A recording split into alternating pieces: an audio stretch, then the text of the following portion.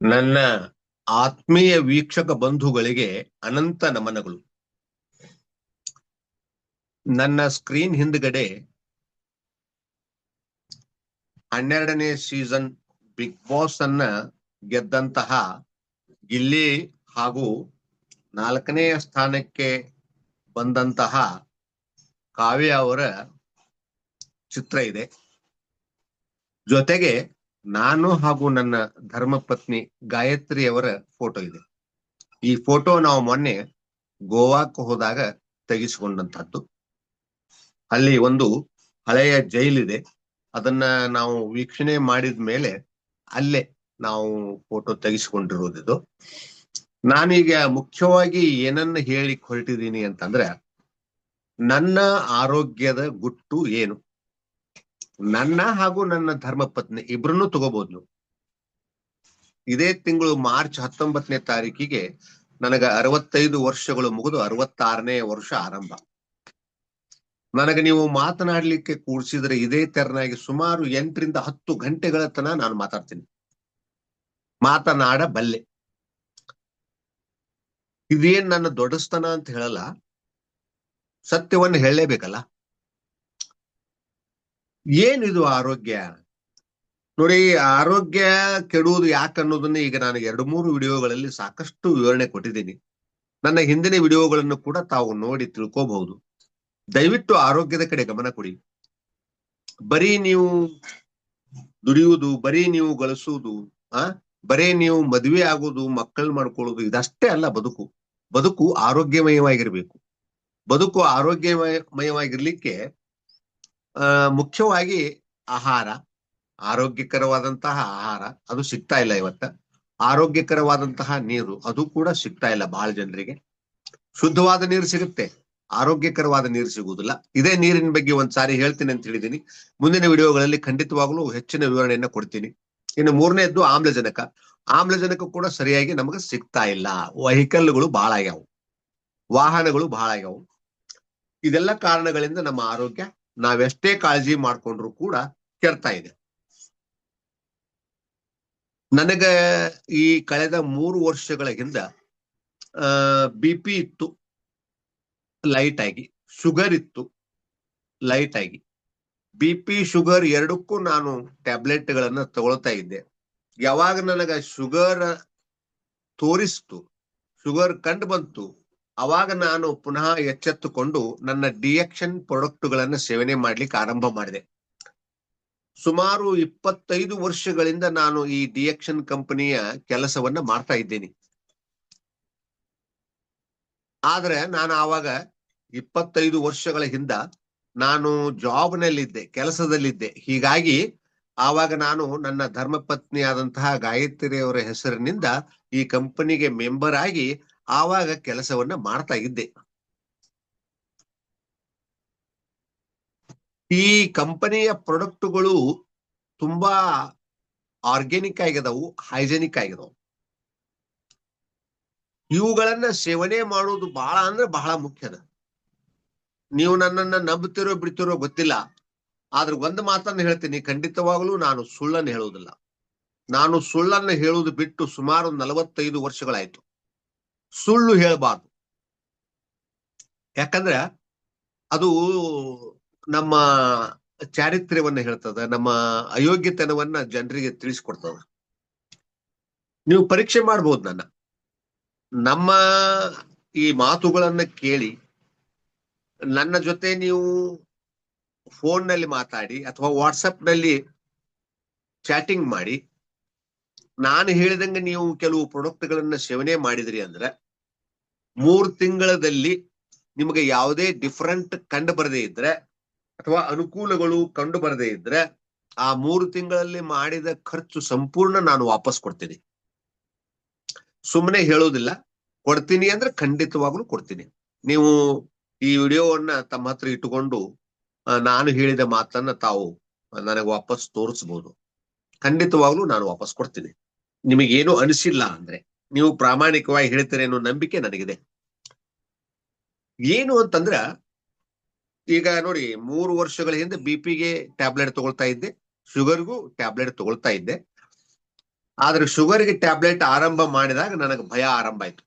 ಯಾಕಂದ್ರೆ ನಮ್ಮ ತಂದೆಯವರಿಗೆ ಶುಗರ್ ಸಿಕ್ಕಾಪಟ್ಟಿ ಬರ್ತಾ ಬರ್ತಾ ಬರ್ತಾ ಬರ್ತಾ ಸುಮಾರು ಒಂದು 25 ವರ್ಷಗಳಲ್ಲಿ ವಿಪರೀತ ಜಾಸ್ತಿಯಾಗಿ ಒಂದು ದಿವಸ ಅವರ ಹೆಬ್ಬೆರಳಿಗೆ, ಕಾಲಿನ ಹೆಬ್ಬೆರಳಿಗೆ ಗ್ಯಾಂಗ್ರೀನ್ ಆಯ್ತು. ಆ ಗ್ಯಾಂಗ್ರೀನ್ ಆದ ನಂತರ ಅದರ ಆಪರೇಷನ್ ಆದ ನಂತರ ಅದು ಗಾಯ ವಾಸಿ ಆಗದೆ ಇರುವುದು, ಇದೆಲ್ಲ ಸಮಸ್ಯೆಗಳನ್ನ ನಾನು ಬಹಳ ಹತ್ತಿರದಿಂದ ಅನುಭವಿಸಿದೆ. ಅದೇ ರೀತಿಯಾಗಿ ನಮ್ಮ ತಾಯಿಯವರಿಗೂ ಕೂಡ ಶುಗರ್ ಹೆಚ್ಚಾಗಿ ಒಂದು ಕಾಲು ಲೈಟ್ ಆಗಿ ಪ್ಯಾರಲಿಸಿಸ್ ಆಯ್ತು, ಮುಂದೆ ಬ್ರೈನ್ಗೆನೆ ಪ್ಯಾರಲಿಸಿಸ್ ಆಯ್ತು. ಇವೆಲ್ಲಾ ಕಷ್ಟಗಳನ್ನ ನೋಡಿದ ಮೇಲೆ ನಾನು ಒಂದು ತೀರ್ಮಾನವನ್ನು ಮಾಡಿದೆ. ನಾನು ಯಾವತ್ತಿಗೂ ದವಾಖಾನೆಗೆ ಹೋಗಬಾರದು, ಹಾಸ್ಪಿಟ್ಲಿಗೆ ಹೋಗಬಾರದು. ಇನ್ನೇನು ಆಕ್ಸಿಡೆಂಟ್ ಆದ್ರೆ ಕೈಕಾಲು ಮುರ್ಕೊಂಡಿವಿ ಅಂದ್ರೆ ಅದು ಅನಿವಾರ್ಯ, ಹೋಗ್ತೀವಿ. ಇನ್ನು ಕೆಲವು ಸಾರಿ ಆಕಸ್ಮಿಕವಾಗಿ ಅರ್ಜೆಂಟ್ಗಳು ಅನಿವಾರ್ಯಗಳು ಇದ್ರೆ ಹೋಗ್ಬಹುದಾಗ್ತದೆ. ಈಗ ವ್ಯಾಕ್ಸಿನ್ ಹಾಕ್ಸ್ಕೊಳ್ಳಿಕ್ಕೆ ಹೋದ್ವಿ ನಾವು. ಅಂಥ ಸಂದರ್ಭದಲ್ಲಿ ಬಿಟ್ರೆ ಖಂಡಿತವಾಗ್ಲೂ ಆಸ್ಪತ್ರೆಗೆ ಹೋಗ್ಬಾರ್ದು, ಮನೆಯಲ್ಲೇ ಪ್ರಾಣ ಬಿಡಬೇಕು ಅನ್ನುವಂಥ ತೀರ್ಮಾನವನ್ನ ಮಾಡಿದೆ ನಾನು. ಯಾಕಂತ ಕೇಳಿದ್ರೆ ಆಸ್ಪತ್ರೆಗೆ ಹೋಗಿ ನಾವು ವಾಪಸ್ಸು ಮೊದಲಂಗಾಗಿ ಬರ್ತೀವಿ ಅನ್ನೋ ಭರವಸೆ ನನಗುಳಿದಿಲ್ಲ. ಆರಾಮ ಆಗ್ಬಹುದು, ತಾತ್ಪೂರ್ತಿಕವಾಗಿ ಆರಾಮ ಆಗ್ಬಹುದು. ಬಟ್ ಯಾಕಂದ್ರೆ ಈ ಪ್ರಾಡಕ್ಟ್ಗಳು ನಾವು ಸೇವನೆ ಮಾಡ್ಲಿಕ್ಕೆ ಆರಂಭ ಮಾಡಿದ ಮೇಲೆ ನನಗೆ ನಿಧಾನವಾಗಿ ಅರ್ಥ ಆಯ್ತು, ಇವು ತುಂಬಾ ಒಳ್ಳೆಯ ಕೆಲಸವನ್ನು ಮಾಡ್ತಾವ ಅಂತ ಹೇಳಿ, ನನ್ನ ದೇಹದ ಮೇಲೆ ಒಳ್ಳೆಯ ಕೆಲಸವನ್ನು ಮಾಡ್ತಾವ ಅಂತ ಹೇಳಿ. ನಾನು ಈ ಪ್ರಾಡಕ್ಟ್ಗಳನ್ನು ಸೇವನೆ ಮಾಡ್ಲಿಕ್ಕೆ ಆರಂಭ ಮಾಡಿದ 3 ತಿಂಗಳ ಆದ್ಮೇಲೆ ನಾನು ನನ್ನ ಶುಗರ್ ಟ್ಯಾಬ್ಲೆಟ್ ಅನ್ನ ಬಂದ್ ಮಾಡಿದೆ. ಒಂದು ಬಂದ್ ಮಾಡಿದೆ, ಬೆಳಗ್ಗೆ ಒಂದು ಸಾಯಂಕಾಲ ಒಂದು ತಗೋತಿದ್ದೆ, ಅದನ್ನೊಂದು ಬಂದ್ ಮಾಡಿದೆ. ಮತ್ತೆ 3 ತಿಂಗಳು ಹೋದ್ಮೇಲೆ ನನ್ನ BP ಟ್ಯಾಬ್ಲೆಟ್ ಒಂದು ತಗೊಳ್ತಾ ಇದ್ದೆ, ಅದನ್ನು ಬಂದ್ ಮಾಡಿದೆ. ಆಮೇಲೆ ಇನ್ನೊಂದು ಶುಗರ್ ಟ್ಯಾಬ್ಲೆಟ್ ತಗೊಳ್ತಾ ಇದ್ದೆಲ್ಲ, ಅದನ್ನು ಕೂಡ ಬಂದ್ ಮಾಡಿದೆ. ಈಗ 3 ವರ್ಷ ಆಗೋಯ್ತು. ನಾನು ರೆಗ್ಯುಲರ್ ಆಗಿ ನಮ್ಮ ಡಿಎಕ್ಷನ್ ಪ್ರಾಡಕ್ಟ್ ಗಳನ್ನ ನನ್ನ ಆರೋಗ್ಯ ರಕ್ಷಣೆಗೋಸ್ಕರ ಸೇವನೆ ಮಾಡ್ತಾ ಇದ್ದೀನಿ. ಊಟ ಮಾಡ್ತೀವಲ್ವಾ ನೀವು, ಈಗ ಊಟ ಮಾಡ್ತೀವಿ, ಊಟ ಚೆನ್ನಾಗಿದ್ರೆ, ನೀರು ಚೆನ್ನಾಗಿದ್ರೆ, ಗಾಳಿ ಚೆನ್ನಾಗಿದ್ರೆ ನಾವು ಏನು ತಗೊಳ್ಳೋ ಅವಶ್ಯಕತೆ ಇರ್ಲಿಲ್ಲ, ಆರೋಗ್ಯವಾಗೇ ಇರ್ತಿದ್ವಿ. ಈಗ ನೋಡಿ 60-70 ವರ್ಷಗಳ ಹಿಂದೆ ಜನ ಹೇಗಿದ್ರು? ಅವರೆಲ್ಲ ಆಸ್ಪತ್ರೆಗೆ ಹೋಗ್ತಿದ್ರ ಇಷ್ಟಿಷ್ಟಕ್ಕ? ಅವಾಗ ಏನ್ ಕ್ಯಾನ್ಸರ್ ಇತ್ತಾ, ಥೈರಾಯ್ಡ್ ಇತ್ತಾ, BP ಇತ್ತಾ, ಶುಗರ್ ಇತ್ತಾ? ಇವೆಲ್ಲ ಈಗ ಬಂದದ್ದು. ಇವು ಆಕ್ಚುಲ್ ಇವು ಯಾವ ಕಾಯಿಲೆಗಳೇ ಅಲ್ಲ, ಕಾಯಿಲೆಗಳಾಗಿದ್ರೆ ನಾವು ಏನಾದ್ರೂ ಟ್ರೀಟ್ಮೆಂಟ್ ತಗೊಂಡಾಗ ಆರಾಮ ಆಗ್ಬೇಕಾಗಿತ್ತು. ಆರಾಮ ಆಗ್ತಾ ಇಲ್ಲ, ನಾವು ಚಿಕಿತ್ಸೆಯನ್ನು ತಗೊಂಡ್ರು ಕೂಡ ಆರಾಮ ಆಗ್ತಾ ಇಲ್ಲ ಅಂದ್ರೆ ಅದರ ಅರ್ಥ ಇವು ಕಾಯಿಲೆಗಳಲ್ಲ, ದೇಹದ ಅಸಮತೋಲನ ಅಂತಾರೆ ಇದಕ್ಕೆ, ಡಿಸ್ಆರ್ಡರ್ ಆಫ್ ದ ಬಾಡಿ ಅಂತಾರೆ ಇದಕ್ಕ. ಅದಕ್ಕೋಸ್ಕರ ಆ ಡಿಸ್ಆರ್ಡರ್ ನ ಆರ್ಡರ್ ಮಾಡ್ಕೋಬೇಕಾದ್ರೆ ನಾವು ಮತ್ತೆ ಪುನಃ ಆರೋಗ್ಯಯುತವಾದಂತಹ ಔಷಧೀಯ ಗುಣಗಳನ್ನು ಹೊಂದಿರತಕ್ಕಂತಹ ಆಹಾರವನ್ನ ಸೇವನೆ ಮಾಡ್ಬೇಕು. ಈ ಡಿಎಕ್ಷನ್ ಪ್ರಾಡಕ್ಟ್ಗಳಲ್ಲಿ ಔಷಧೀಯ ಗುಣಗಳು ಅದಾವ. 400 ಔಷಧೀಯ ಗುಣಗಳು ನಮ್ಮ ಗ್ಯಾನೋಡರ್ಮಾದಲ್ಲಿ ಇದಾವೆ. ಗ್ಯಾನೋಡರ್ಮಾ ಲುಸಿಡಿಯಂ ಅಥವಾ ಬರೀ ಗ್ಯಾನೋಡರ್ಮಾ ಅಂತ ನೀವು ಗೂಗಲ್ ನಲ್ಲಿ ಟೈಪ್ ಮಾಡಿದ್ರು ಕೂಡ ಆ ಗ್ಯಾನೋಡರ್ಮಾದ ಬಗ್ಗೆ ಮತ್ತು ಅದರ ಪ್ರಯೋಜನದ ಬಗ್ಗೆ, ಅದರ ಮಹತ್ವದ ಬಗ್ಗೆ ಎಲ್ಲ ವಿವರವಾದಂತಹ ಮಾಹಿತಿ ನಿಮಗೆ ಸಿಗ್ತದೆ. ನಾನು ಈಗ ಮುಂಚೆನೆ ಹೇಳಿದೆ, ನಾನು ಸುಳ್ಳು ಹೇಳೋದಿಲ್ಲ. ಅದಕ್ಕೋಸ್ಕರ ಈ ಪ್ರಾಡಕ್ಟ್ ಅನ್ನ ಆರಂಭ ಮಾಡಿ ಈಗ ನೋಡ್ರಿ 3 ತಿಂಗಳಾಯ್ತು, ಆಮೇಲೆ 6 ತಿಂಗಳಾಯ್ತು. 6 ತಿಂಗಳಾದ್ಮೇಲೆ ನಾನೇನ್ ಮಾಡಿದೆ, ಒಂದು BP ಟ್ಯಾಬ್ಲೆಟ್ ತಗೋತಿದ್ದೆ, ಅದನ್ನ ಪೂರಾ ಬಂದ್ ಮಾಡಿದೆ. ಎರಡು ತಗೋತಿದ್ದೆ ಶುಗರ್ಗೋಸ್ಕರ. 3 ತಿಂಗಳಾದ್ಮೇಲೆ ಒಂದು ಬಿಟ್ಟೆ, 6 ತಿಂಗಳಾದ್ಮೇಲೆ ಎರಡನೇದ್ದು ಬಿಟ್ಟೆ. ಈಗ 3 ವರ್ಷ ಆಗೋಯ್ತು ನಾವು ಸೇವನೆ ಮಾಡ್ತಾ ಇದ್ದು. ಈಗ ನಾನು ಯಾವ ಬೇರೆ ಟ್ಯಾಬ್ಲೆಟ್ಗಳನ್ನು ಸೇವನೆ ಮಾಡ್ತಾ ಇಲ್ಲ, ನಾನು ಕೇವಲ ನನ್ನ ಡಿಎಕ್ಷನ್ ಪ್ರಾಡಕ್ಟ್ ಗಳನ್ನ ಸೇವನೆ ಮಾಡ್ತಾ ಇದ್ದೀನಿ. ಕಳೆದ 3.5 ವರ್ಷಗಳಿಂದ, from 3.5 years we are consuming the DXN products. ಈ ಡಿಎಕ್ಷನ್ ಪ್ರಾಡಕ್ಟ್ಸ್ ಯಾಕೆ ತಗೋಬೇಕ್ರಿ ಅಂತ ಕೆಲವ್ರು ಕೇಳ್ತಾರ. ಯಾಕ್ರಿ ತಗೋಬೇಕು, ನಾವು ಆರಾಮದಿವಲ್ಲ? ಅಲ್ಲ, ಆರಾಮಿದ್ದೀರಿ, ನೋಡ್ಲಿಕ್ಕೆ ಒಳಗಡೆ ಏನೇನ್ ಪ್ರಾಬ್ಲಮ್ ಸ್ಟಾರ್ಟ್ ಆಗ್ಯೋದು ಗೊತ್ತಿಲ್ಲ ನಮಗ. ನಮ್ಮ ದೇಹದಲ್ಲಿ ನೋಡ್ರಿ ಪ್ರತಿಶತ 60ರಷ್ಟು, ಮಿನಿಮಮ್ 60ರಷ್ಟು 70ರಷ್ಟು ಪ್ರಾಬ್ಲಮ್ ಆಗುವವರೆಗೂ ನಮ್ಮ ದೇಹ ಮಲ್ಕೊಳ್ಳೋದಿಲ್ಲ. ನಮ್ಮ ದೇಹ ಕಾಯಿಲೆ ಬಂದದಂತ ಗೊತ್ತಾಗಂಗಿಲ್ಲ. ಅದಕ್ಕ ಯಾವಾಗ ಅಬೌವ್ 60 ಅಬೌವ್ 70 ಪ್ರಾಬ್ಲಮ್ ಆಗ್ತದ ನೋಡ್ರಿ, ನಮಗ ಸಮಸ್ಯೆ ಆಗತ್ತ. ಅವಾಗ ನಾವು ನಿಧಾನವಾಗಿ ಸಮಸ್ಯೆಗೆ ಒಳಪಡ್ತೀವಿ. ಅವಾಗ ನಾವು ನಿಧಾನವಾಗಿ ಆಸ್ಪತ್ರೆಗೆ ಹೋಗ್ತೀವಿ. ಅಲ್ಲ, ನೀವು ಆಸ್ಪತ್ರೆಗೆ ಹೋಗ್ಬೇಡ ಅಂತ ನಾನು ಹೇಳಲ್ಲ, ಆಸ್ಪತ್ರೆಗೆ ಹೋಗ್ರಿ, ತುರ್ತು ಚಿಕಿತ್ಸೆ ತಗೊಳ್ರಿ. ಆದ್ರೆ ನೀವು ಚಿಕಿತ್ಸೆ ತಗೊಳ್ತಾ ಇದ್ರು ಕೂಡ ಊಟ ಮಾಡೋದನ್ನ ಬಿಟ್ಟಿರುವುದಿಲ್ಲ ಅಲ್ವಾ. ಊಟ ಯಾಕೆ ಮಾಡ್ತೀವಿ ನಾವು ಅಂದ್ರೆ, ಬಹಳ ಜನ ಏನ್ ತಿಳ್ಕೊಂಡಾರ, ಊಟ ನಾವು ಹೊಟ್ಟೆ ತುಂಬಿಸ್ಕೊಳಕ್ ಮಾಡ್ತೀವಿ ಅಂತ ತಿಳ್ಕೊಂಡಾರ. ಅಲ್ಲ, ನಾವು ಆರೋಗ್ಯವಾಗಿರ್ಲಿಕ್ಕೆ, ಬಹಳ ದಿನ ಜೀವಿಸ್ಲಿಕ್ಕೆ, ನಾವು ಆಕ್ಟಿವ್ ಆಗಿರ್ಲಿಕ್ಕೆ ಆಹಾರವನ್ನು ಸೇವನೆ ಮಾಡ್ಬೇಕು ನಾವು. ಅದಕ್ಕೋಸ್ಕರ ನಾನು ನನ್ನ ಡಿಎಕ್ಷನ್ ಪ್ರಾಡಕ್ಟ್ಗಳ ಬಗ್ಗೆ ಇವತ್ತ ಸ್ವಲ್ಪ ಸಂಕ್ಷಿಪ್ತವಾಗಿ ಹೇಳ್ತೀನಿ. ನಾಳೆ ಇನ್ನೊಂಚೂರು ವಿವರವಾಗಿ ಹೇಳ್ತೀನಿ. ಯಾಕಂದ್ರೆ ಇದೇ ವಿಡಿಯೋದಲ್ಲಿ ಎಲ್ಲಾ ಡಿಟೇಲ್ ಆಗಿ ಹೇಳ್ತಾ ಹೋದ್ನಂದ್ರೆ ಅದಕ್ಕೆ ಸಮಯ ಬಾಳ್ಬೇಕಾಗ್ತದೆ. ಮುಖ್ಯವಾಗಿ ನಮ್ಮಲ್ಲಿ ನೋಡ್ರಿ, ಒಂದು ಸ್ಪಿರುಲಿನಾ ಅಂತ ಬರ್ತದ. ಈ ಸ್ಪಿರುಲಿನಾ ಅನ್ನುವಂಥದ್ದು ಏನದ ನೋಡ್ರಿ, ಬಹಳ ಬಹಳ ಮುಖ್ಯವಾದದ್ದು. ಇದು ಹಸಿರು ಬಣ್ಣದ್ದಿರ್ತದ, ಸ್ವಲ್ಪ ಲೈಟ್ ಆಗಿ ನೀಲಿ ಕಲರ್ ಇರ್ತದ, ಹಸಿರು ಬಣ್ಣದ್ದು. ಹಸಿರೇ ಉಸಿರು ಅಂತ ಹೇಳ್ತಾರೆ ನೋಡ್ರಿ. ಇದು ಬಹಳ ಉಪಯುಕ್ತವಾದಂತಹದ್ದು. ಇದರಲ್ಲಿ ಬಹಳಷ್ಟು ವಿಟಾಮಿನ್ಸು, ಮಿನರಲ್ಸು ಅದಾವು ಏನ್ರಿ. ನಮ್ಮ ದೇಹದ ಚೈತನ್ಯವನ್ನ ಹೆಚ್ಚು ಮಾಡ್ತದೆ ಇದು. ನಮ್ಮ ರಕ್ತವನ್ನ ಶುದ್ಧ ಮಾಡ್ತದ, ರಕ್ತವನ್ನ ವೃದ್ಧಿ ಮಾಡ್ತದ. ಆಮೇಲೆ ಹೆಮೋಗ್ಲೋಬಿನ್ ಪರ್ಸೆಂಟೇಜ್ ಅನ್ನ ಹೆಚ್ಚು ಮಾಡ್ತದ. ನಾವು ಆರೋಗ್ಯವಾಗಿರುವಾಗ ನೋಡ್ಕೋತದ. ಈಗ 6%, 8% ಹೆಮೋಗ್ಲೋಬಿನ್ ಇದ್ದವರು ನಮ್ಮ ಟ್ಯಾಬ್ಲೆಟ್ ಅನ್ನ ಒಂದು 3 ತಿಂಗಳು ತಪ್ಪದೆ ಇವನ್ ತಗೊಂಡ್ರು ಅಂದ್ರೆ, ನಾವ್ ಹೇಳಿದಂಗ ಅದಕ್ಕೊಂದು ಸಿಸ್ಟಮ್ ಅದ. ಅದನ್ನ ಡಿಟೇಲ್ ಆಗಿ ನಾಳೆ ಇನ್ನೊಂದು ವಿಡಿಯೋದಲ್ಲಿ ಹೇಳ್ತೀನಿ. ಅದನ್ನ ಸೇವನೆ ಮಾಡಿದ್ರು ಅಂದ್ರೆ, ನಾವ್ ಹೇಳಿದಂಗ 3 ತಿಂಗಳಲ್ಲಿ ಅವರಿಗೆ ಅವ್ರದ್ದು ಹೆಮೋಗ್ಲೋಬಿನ್ ಜಾಸ್ತಿ ಆಗ್ತದ. ಅವರಲ್ಲಿ ಎನರ್ಜಿ ಬರ್ತದ, ಚೈತನ್ಯ ಬರ್ತದ, ಓಡಾಡಿ ಕೆಲಸ ಮಾಡ್ಲಿಕ್ಕೆ ಹುರುಪು ಬರ್ತದ.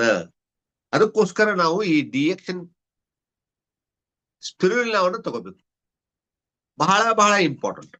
ಆಮೇಲೆ ಇದರಲ್ಲಿ ಇನ್ನು 2 ಪ್ರಾಡಕ್ಟ್ಗಳು ಬರ್ತಾವ. ಒಂದು ಇದಕ್ಕ GL ಅಂತಾರ, ಅಂದ್ರೆ ಗ್ಯಾನೋಸಿಲಿಯಂ ಅಂತಾರ. ಗ್ಯಾನೋಸಿಲಿಯಂ ಅಂತಂದ್ರ ಈ ಗ್ಯಾನೋಡರ್ಮಾದ ಕೆಳಗೊಂದು ದೇಟಗತೆ ಇರ್ತದ್ರಿ, ದೇಟಗತೆ. ಅದು ಹಿಂಗ ಲವ್ ಸಿಂಬಲ್ ಟೈಪ್ ಇರ್ತದ ಗ್ಯಾನೋಡರ್ಮಾ. ನಾನು ಈ ಹಿಂದಿನ ವಿಡಿಯೋದಲ್ಲಿ ತೋರಿಸಿದ್ದೀನಿ. ಕೆಳಗಡೆ ಒಂದು ದೇಟ್ ಇರ್ತದ, ಆ ದೇಟಿನಿಂದ ಈ GL ಅನ್ನು ತಯಾರು ಮಾಡ್ತಾರೆ, ಗ್ಯಾನೋಸಿಲಿಯಂ. ಇದು ಬಹಳ ಅದ್ಭುತವಾದಂತಹದ್ದು. ಇದರಲ್ಲಿ ನಮ್ಮ ದೇಹಕ್ಕೆ ಆಮ್ಲಜನಕವನ್ನು ಜಾಸ್ತಿ ಒದಗಿಸ್ತಕ್ಕಂತ ಶಕ್ತಿ ಅದ, ವಿಟಾಮಿನ್ ಅದಾವು, ಮಿನರಲ್ಸ್ ಅದಾವು. ನಮ್ಮ ಬಾಡಿ ಒಳಗೆ ಟಾಕ್ಸಿನ್ಗಳು ಬರದೇ ಇರಂಗ ನೋಡ್ಕೊಳ್ಳುವಂತ ಶಕ್ತಿ ಅದ ಅದಕ್ಕೆ. ಆಮೇಲೆ ಇನ್ನೊಂದೇನಪ್ಪಾ ಅಂತಂದ್ರೆ,